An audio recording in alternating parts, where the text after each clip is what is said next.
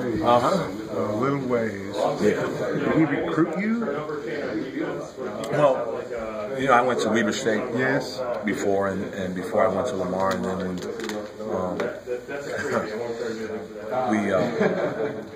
when Weber State at the time, we had a little probation that we got on from the NCAA. So then I transferred, and when I transferred from Weber State, that's why I went to Lamar.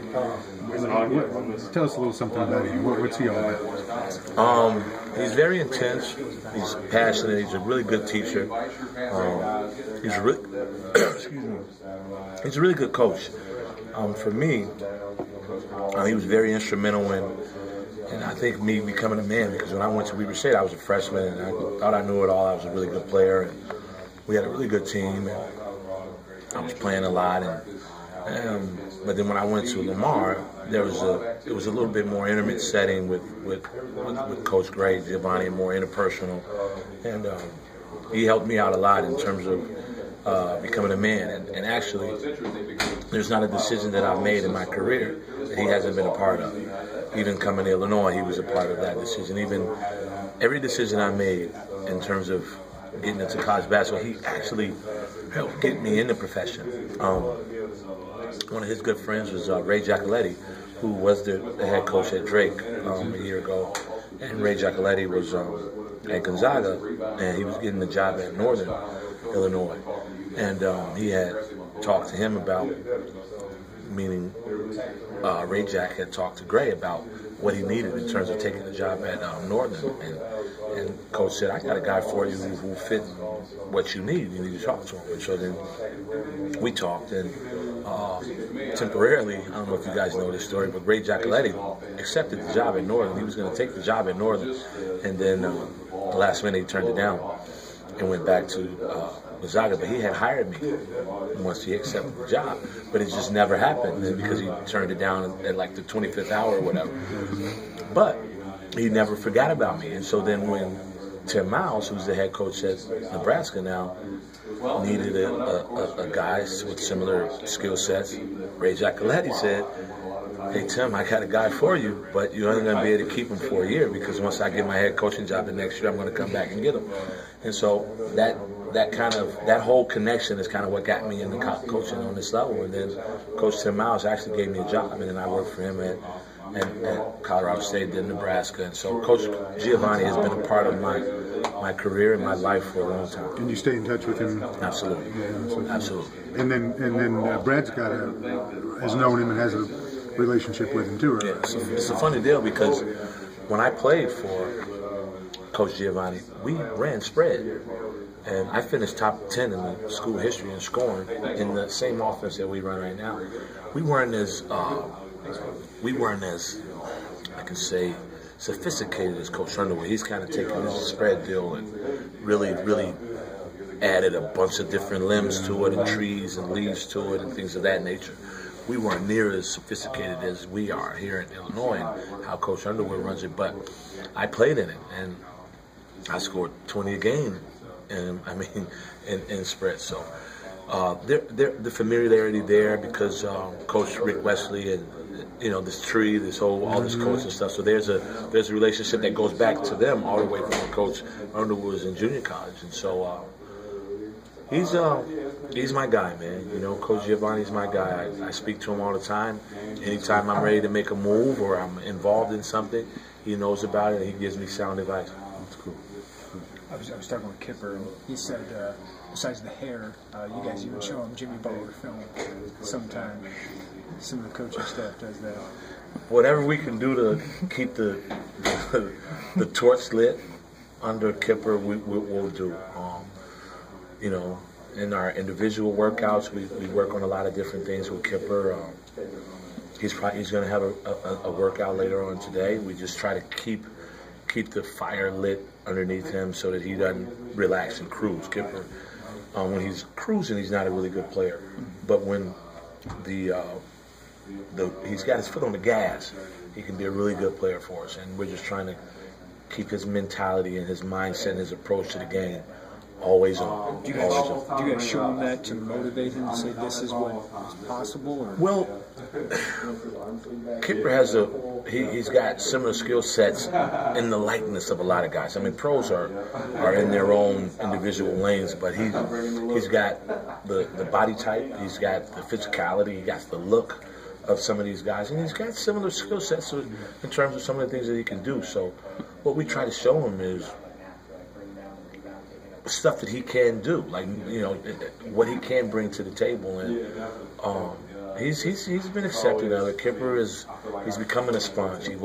He's becoming a guy that's in the office every day, wanting to watch film, but that's our culture, and that's the culture we're trying to build here, and it's becoming contagious. In your experience, what makes some players cruise sometimes, or just go into that cruise control? It's from my experience, it has a lot to do with just the will and the hunger of that person. If that, you know, how you ever heard the saying that dog doesn't hunt? You know what I mean? Like, there's some dogs that just won't hunt, and then there's just some guys who just don't have that will and that passion to want to do it every day, night in, night out. Some days they'll do it when it's, you know, when it's conducive to them. But one thing that Coach Underwood he preaches to ad nauseum is that everyday guys,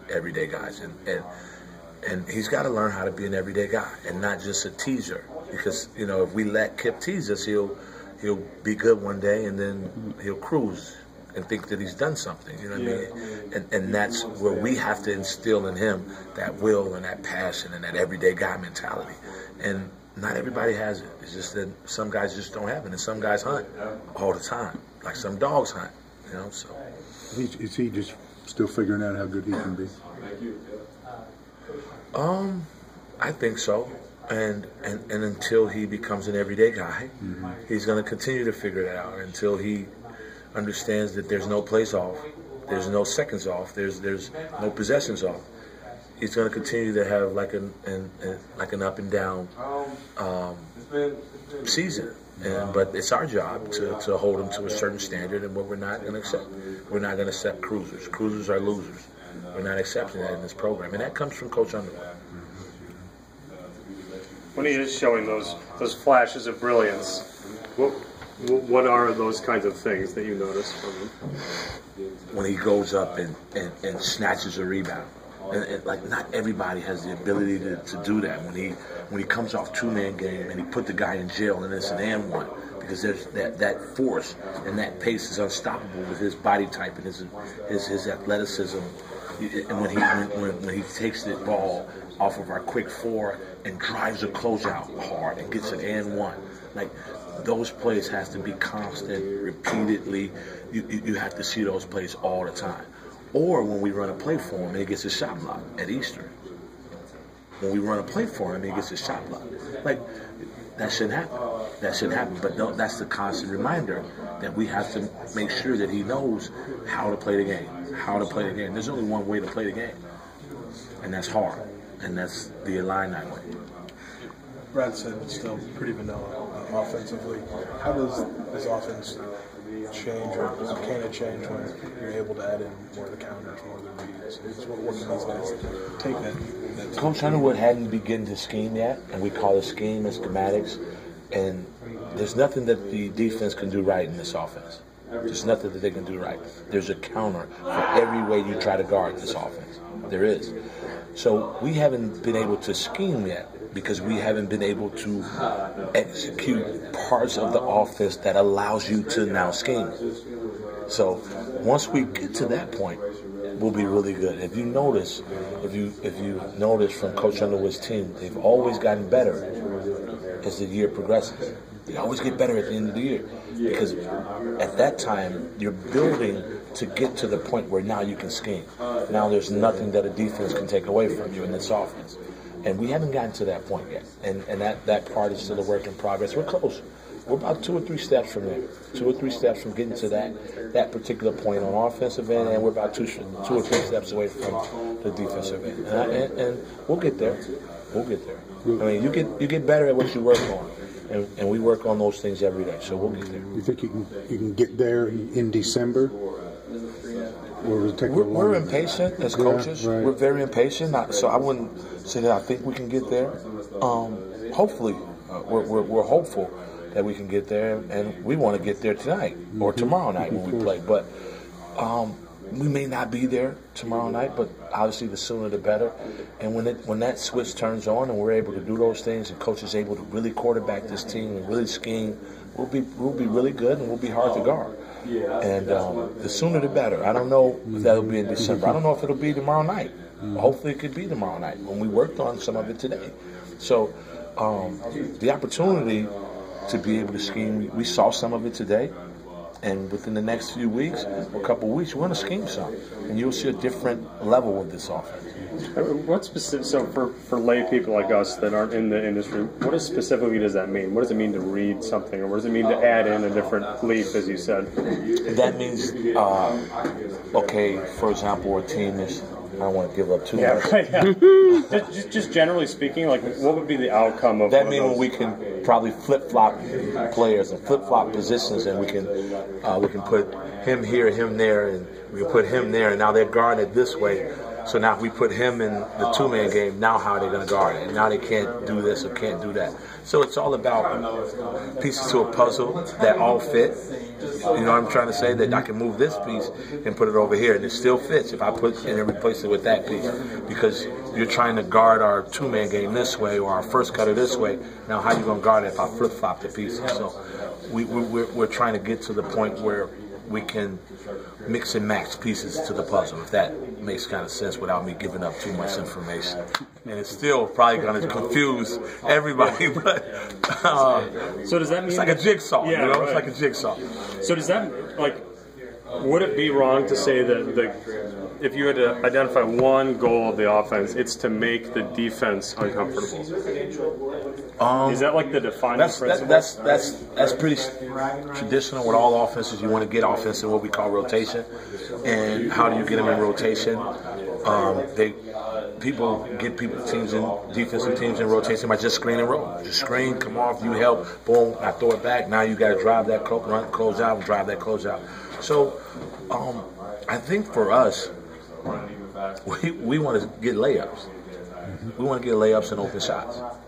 And we're trying to create an opportunity so that we can get layups or open shots. And the way we do that determines on how you're guarding a couple key positions in our spread, and I can't really disclose those. If Coach Underwood wants to disclose that, he could. And he will, because he'll tell you in a minute. I'll give him the play card. Yeah. There's nothing they can do to guard it. So, but I'm not at liberty to disclose that. Who's your best perimeter defender right now? Right now, we got 2 or 3 guys that's fighting for that. I think Mark Alstor's defense is a little bit ahead of his offense right now. He's still trying to find his way offensively, but he guarded the kid Lamar yesterday. Yeah, you know what I mean. So he's probably the guy that we're going to lean on right now to guard everybody's better perimeter player right now, and we think that Demonte Williams could be that guy with his length, and obviously when Trent and Tijon is really dogging the ball, so to speak, that makes the back line of our defense better. But those guys got to do their job, because if they're dogging the ball, we can't give up catches. So it's like a twofold part. Yeah. Good stuff, Jen. Good. Thanks, guys. Thank you, guys. Good. Appreciate it.